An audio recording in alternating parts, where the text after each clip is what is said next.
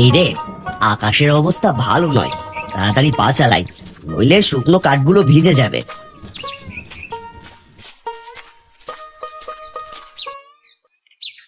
মহাজন, অনেক কাঠ কেটেছে, এদিকে বৃষ্টি আসতে পারে যে কোনো সময়। এই আপনার কাঠগুলো, তাড়াতাড়ি টাকাটা দেন, বাড়ি ফিরি। বলি, কাজ করতে এত কষ্ট কিসের হয় শুনি? এত তাড়াহুড়ো করছিস কেন? বর্ষাকাল, বৃষ্টি তো হবেই। না মানে, যেভাবে বেশ কয়েকদিন বৃষ্টি হচ্ছে, না জানি পানির জল কখন ভেসে আসে। ঘরটা সারাবো ভাবছি, আর এখন বাড়িতে কিছু বাজারও করে রেখে দিতাম। কাজ করলে কর, না করলে যা দেখি। আমি এখন টাকা দিতে পারবো না, তাড়াহুড়ো করে আমি কোনো কাজ করি না।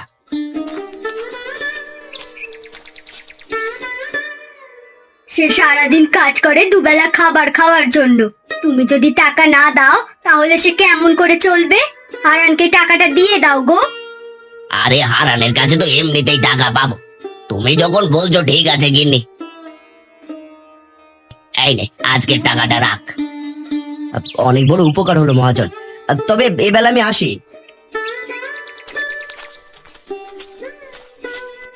তখনই বৃষ্টি শুরু হয়। হারান মহাজনের কাছ থেকে টাকা নিয়ে কিছু বাজার আর কিছু শুকনো খাবার নিয়ে ভিজে জড়সড় হয়ে বাড়ি ফেরে। ওগো, তুমি বাড়িতে এসেছো? আমি তো চিন্তায় চিন্তায় শেষ। এদিকে রান্নার চালও ফুরিয়ে গিয়েছে, মেয়েটা দুপুরে না খেয়ে আছে।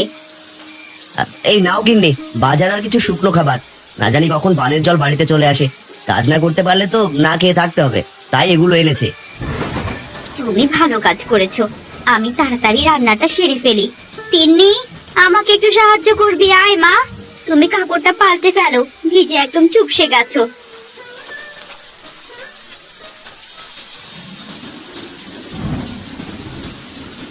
মা, চাল তো বারবার নিভে যাচ্ছে বাতাসের জন্য।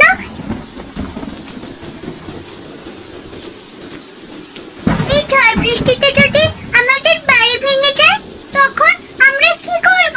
কোথায় থাকবো? এমন কথা মুখেও আনিস না। দাঁড়া, রান্নাঘরের জানালায় চারিপাশ দিয়ে একটা কাপড় দিয়ে দেই, তাহলে রান্নাঘরে বাতাস কম আসবে।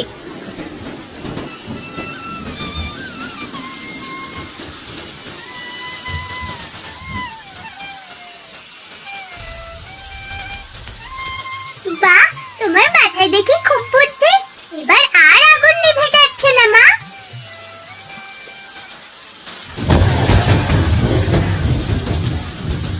কি করি বলো দেখি, বৃষ্টির জল তো কমই হচ্ছে না, এদিকে বাড়িতে অল্প কিছু খাবার আছে। এমন চলতে থাকলে তো দুদিন পর থেকে না খেয়ে থাকতে হবে। বানের জলে গ্রাম তলিয়ে যাবে মনে হচ্ছে। গিন্নি, আমি কাল মাঠে গিয়ে দেখে আসবো আমাদের ধানের কি অবস্থা। বিধাতার কাছে একটাই চাওয়া, বানের জলে আমাদের ধান যেন ডুবে না যায়। ঋণ করে ধান করেছো, ধান তলিয়ে গেলে ঋণ কেমন করে শোধ করবে? বাবা, এখন খেয়ে নাও তো, কাল সকালে গিয়ে দেখে এসো।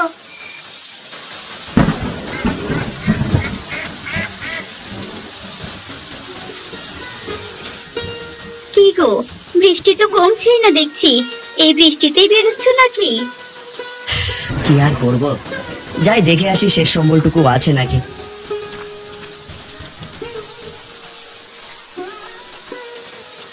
বাবা, এই নাও, ছাতাটা নিয়ে যাও, নয়তো বৃষ্টিতে ভিজে জ্বর করবে তোমার। তুই ঠিকই বলেছিস। গিন্নি, তাহলে আমি গেলাম।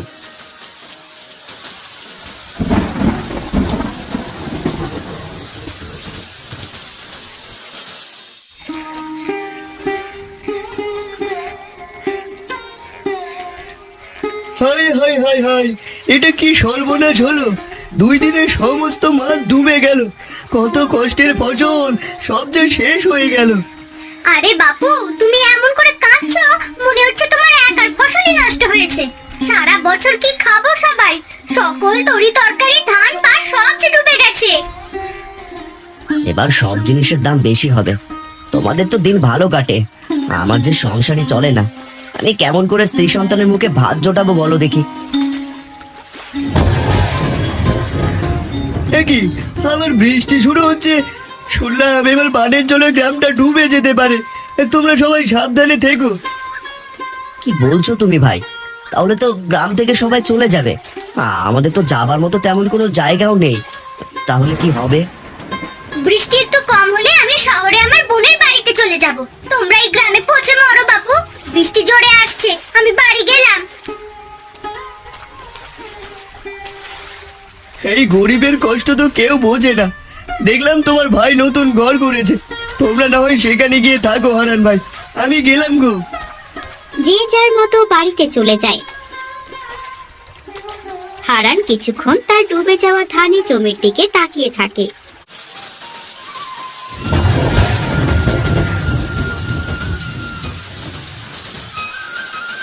মা, এবার কি করব? কোথায় থাকবো আমরা? আমাদের ঘরের ছাউনি তো ভেঙে গেছে, জল পড়ছে চাল দিয়ে। ভয় পাস না মা, আমি তো আছি। তোর বাবা এক্ষুনি চলে আসবে। আমরা ওই গাছটার নিচে যাই, চল।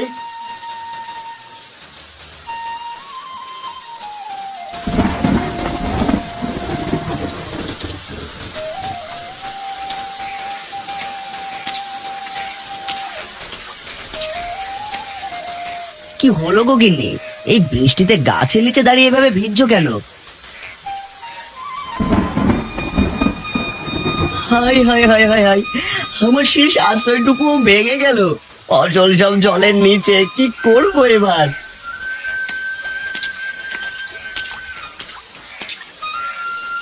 এই কি হয়েছে গো দাদা? কি সে শব্দ হলো? তোমরা ঠিক আছো তো? তিন্নিমা, ভয় পাস না মা, আমরা সবাই আছি। ভাই, আমার ঘরের চাউনিটা ভেঙে গিয়েছে। তোদের ঘরটা তো কিছুদিন আগে সারিয়েছিস, বেশ শক্ত। আমাদের কিছুদিন জায়গা দিবি? না না, এটা কি বলছেন আপনি দাদা? 2 একের ভেতরে এমন চলতে থাকলে গ্রাম তলিয়ে যাবে। আমরা কোথায় থাকবো নিজেরাই জানি না। আমাদের বাড়িতে আপনাদের জায়গা দিতে পারবো না। দিল্লি ঠিক কথা বলেছে, আমাদের 2 রুম ঘর, আমি তোমাদের কোথায় জায়গা দেবো? ভাই, ছোট মেয়েটার কথা ভেবে তোমার দাদা এমনটা বলছে। চিন্তা করো না, আমরা কোনো একটা ব্যবস্থা করে নেব। তোমরা ভিজো না, বাড়িতে ফিরে যাও। তুমি ঠিকই বলেছো ভাবি। ওগো চলো, মেয়েটা বাড়িতে একা আছে, তোমার দাদা বৌদি থাকার মতো ঠিক একটা ব্যবস্থা করে নেবে। ওগো, এবার আমরা কোথায় যাব? আমার অসময় তো নিজের ভাইও পাশে দাঁড়ালো না। বাবা, আমাদের তো অনেকগুলো কলা গাছ আছে। বানের জলে কলা গাছগুলো তো মারাই যাবে। আমরা বরং কলার পাতা আর গাছ দিয়ে আমাদের ঘরটা সারিয়ে নিই আপাতত। বাহ তিন্নি, তোর মাথায় দেখি খুব বুদ্ধি। ওগো, তুমি তাই করো, আর দেরি করো না। সবাই মিলে সাহায্য করলে তাড়াতাড়ি ঘরটা সারানো হয়ে যাবে। এই মুহূর্তে বৃষ্টির হাত থেকে বাঁচতে আমাদের এটাই করতে হবে। ঠিক আছে, আমি তবে তাই করছি। দেখো গিন্নি, এখানে দাঁড়ানো যাচ্ছে না, বানের স্রোতে ভেসে ঢুকছে। উঁচু জায়গায় গিয়ে দাঁড়াও, আমি কলা গাছ আর কলা পাতা কেটে কোনোভাবে ঘরটা সারিয়ে নিই। হারান বৃষ্টির মধ্যেই কলা পাতা আর গাছ কেটে আনে। এরপর চালে উঠে সুন্দর করে ছাউনি দেয় চারপাশে ঘিরে। বৃষ্টি একটু কমেছে, চালাটাও খুব সুন্দর আর মজবুত হয়েছে। বলি, এক পাশের বেড়া তো ভেঙে গেছে, মাটি দিয়ে ওই জায়গাটুকু উঁচু করি। আর মেঝেটাও, ঘর উঁচু হলে বানের জলে ঘরের ভেতরে আর যাবে না। মা ঠিক কথা বলেছে। বানের জলে কত সাপ পোকামাকড় আছে, আমার তো ভয় করছে। ওই দেখো মা, অনেকেই গ্রাম থেকে চলে যাচ্ছে। এই দৃশ্য খুবই কষ্টদায়ক রে মা। কেউ কি আর তার বাপ দাদার ভিটে ছেড়ে যেতে মন চায়? আমাদের যে কি হবে সৃষ্টিকর্তাই জানেন।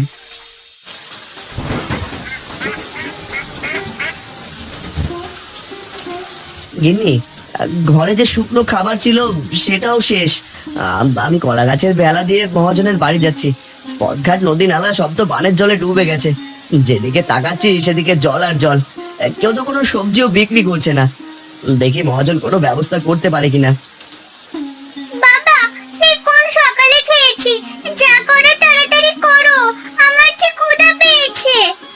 শান্ত হ মা, না জানি গ্রামের সবাই কেমন আছে। ওগো, তুমি সাবধানে যাও, যেভাবে পানির স্রোত আসছে। ভাগ্য ভালো তুমি সেদিন ঘরটা উঁচু করেছিলে আর আমি মাচা বানিয়েছিলাম, না হলে আমাদের ঘরে আজ পানি থাকতো।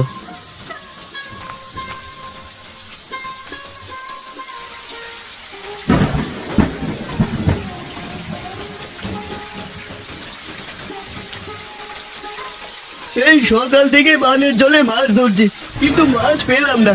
বাড়িতে সবাই না খেয়ে আছে, কি যে করব। এ কি ভাই, বানের জলে মাছ কেমন করে পাবো? সারা গ্রামে জল, মাছ না জানি কোথায় আছে। এই জলে মনে হয় না মাছ পাবো। তাহলে কি করব ভাই? কাছে যে টাকা ছিল তা শেষ, কোনো সবজি ডাল কিছুই তো পাওয়া যাচ্ছে না, সমস্ত ফসল জলে ভেসে গেছে। চলো তুমি আর আমি মহাজনের কাছে গিয়ে দেখি তিনি কি ব্যবস্থা করেন। আমার ভেলায় উঠে এসো।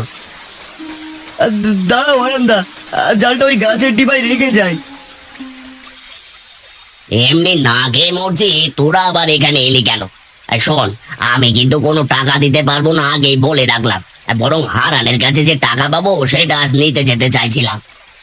কি বলছেন মহাজন? আমার কাছে টাকা থাকলে কি আপনার কাছে আসতাম? মহাজন, দয়া করে আপনার টাকা এখন চাইবেন না। সব ধান বানের জলের নিচে, বাড়িতে মেয়েটা না খেয়ে আছে। হায় হায় হায়, আমার পায়ে কি যেন জড়িয়ে আছে। হ্যাঁ, বাঁচাও বাঁচাও, কেউ আমাকে বাঁচাও, আমার খুব ভয় করছে। শান্ত হন মহাজন, একটা সাপ আপনার পাটা পিছিয়ে রেখেছে, নড়লেই কামড় দেবে। হারান একটা বড় কাপড় এনে সাপটার মাথাটা ধরে ফেলে। এই বানের জলে আমরা মানুষরা এমনিতেই বহু কষ্টে আছি, আমাদের মারিস না, চলে যা। দেখেছেন মহাজন, যে মরে গেলে আপনার আসে যায় না, সে আপনাকে আজ বাঁচালো।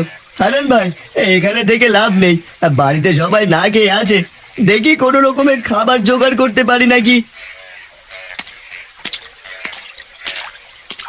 হারান, তুই আমার জীবন বাঁচালি, তোকে আমি খাবারের ব্যবস্থা করে দিতে পারবো না, কারণ আমার বাড়িতেও শুকনো খাবার ছাড়া তেমন কিছু নেই।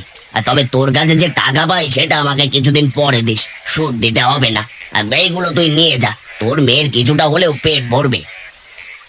বড় উপকার করলেন আমাকে মহাজন, আজ আসি তবে। কি গো, খাবারের ব্যবস্থা করতে পারলে?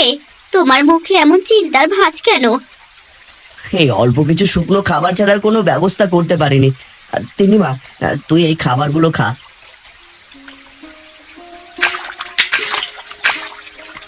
ওগো, ওই দেখো, বানের জলে কতগুলো মাছের ঝাঁক ভেসে আসছে।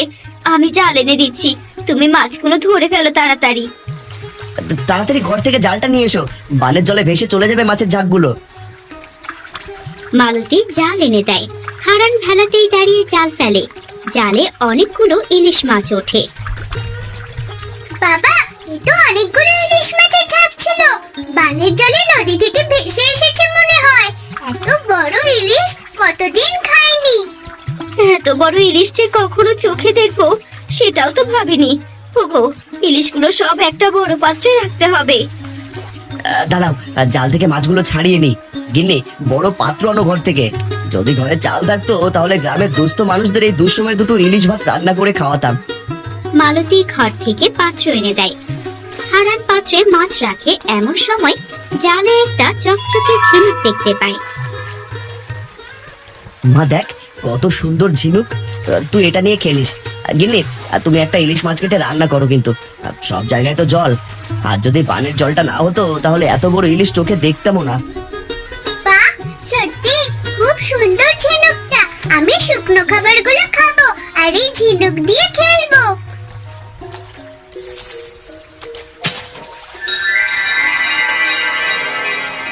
ওগো, এত আলো কোথা থেকে আসছে? ওই তো ঝিনুক থেকে আসছে। কি আছে ওই ঝিনুকের ভেতরে? ভয় পেও না, আমি একটা পড়ি। খেলতে খেলতে ঝিনুকের ভেতর আটকা পড়ি। এরপর কিছুদিন নদীর জলে ছিলাম। আজ ইলিশের ঝাঁকের ভেতর একটা ইলিশের লেজে আটকে আমি এখানে এসে পড়েছি। এরপর তোমাদের জালে উঠেছি। তুমি পরি? খুব মিষ্টি দেখতে তুমি। আমার পরি দেখার খুব ইচ্ছা ছিল। তুমিও খুব মিষ্টি। আজ পানির জলে ইলিশ ভেসে না এলে আমি হয়তো মুক্তি পেতাম না। তোমরা আমাকে মুক্ত করেছো, বলো তোমাদের কি চাই? এখনো যদি এমন বানের জল আসে তাহলে তো গ্রাম ডুবে যাবে। তার উপর আকাশের বৃষ্টি তো আছেই, গ্রামের সকলে না খেয়ে আছে। আজ অনেকগুলো ইলিশ পেয়েছি, তুমি যদি কিছু চালের ব্যবস্থা করে দিতে। বেশ, তবে তাই হোক।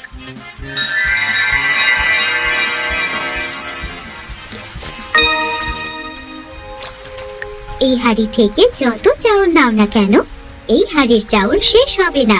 তুমি চাইলে এখান থেকে চাউল নিয়ে ব্যবসাও করতে পারবে, তবে সৎভাবে তোমাকে ব্যবসা করতে হবে। আর এই নৌকা দিয়েছি, যতদিন বানের জল থাকবে ততদিন সবাইকে খাবার দিয়ে তুমি সাহায্য করবে। বানে ভেসে আসা ইলিশ ঝাঁক ধরেছ, সেগুলো বহুদিন চলে যাবে। তুমি বড্ড উপকার করলে পরি। আমি আসি, তোমাদের কথা সারা জীবন মনে থাকবে। তুমি আবার এসো কিন্তু, তুমি অনেক ভালো গো। তুমি অনেক ভালো। বিদায়। ওগো, আমাকে তো অনেক মানুষের জন্য রান্না করতে হবে। কোথায় রান্না করি বলো দেখি। কলার ভেলা এখানে বেঁধে দিচ্ছি, কলার ভেলার উপরে চুলা বানিয়ে রান্না শুরু করো। আমি হাঁড়ি থেকে চাল নিয়ে ধুয়ে দিচ্ছি। বানের জলে ভেসে আসা ইলিশের ঝাঁক আমাদের ভাগ্য বদলে দিল।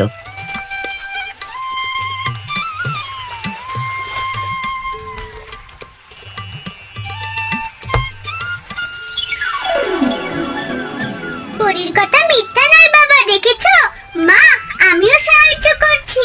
আজ বেগুন দিয়ে ইলিশ রান্না করো, টাটকা ইলিশের সাথে বেগুন ভাজা বেশ জমবে।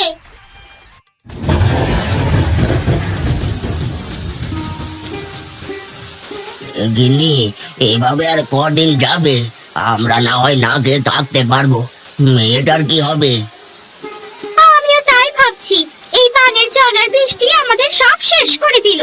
কোথাও যে বেরোবো তারও কোনো উপায় নেই। আসি গিন্নি, মা তিন্নি, চল সবার প্রথমে তোর কাকাদের বাড়িতে যাই। না জানি তারা কেমন করে দিন কাটাচ্ছে, হাজার হলেও তো ভাই।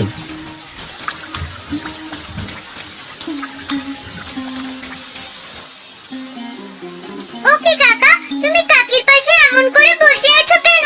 কাকির কি শরীর খারাপ? আর বলিস না, ক্ষুধা সহ্য করতে না পেরে তোর কাকি জ্ঞান হারিয়ে ফেলেছিল। মাত্রই জ্ঞান ফিরলো। বৃষ্টি বাদলে তো কোনো কাজ নেই, রান্নার জায়গা নেই, সব জায়গায় তো জল উঠে গেছে। আর চিন্তা করিস না, বানের জলে ইলিশ ভেসে যাক, সেই ইলিশ ধরে তোদের রান্না করে এনেছি। আর তাড়াতাড়ি খেয়ে নে দেখি। আপনাদের কত অপমান করেছি, তবু অসময়ে পাশে এসে দাঁড়ালেন। আপনাদের কাছে চিরঋণী হয়ে রইলাম ভাই। খাবারটুকু না পেলে হয়তো আমরা মারাই যেতাম। এমন কথা বলো না ছোট বউ। আচ্ছা আজ আসছি, চল মা, সময় মতো খাবার পাবে তোমরা। মা লাবণী, খেয়ে নিস।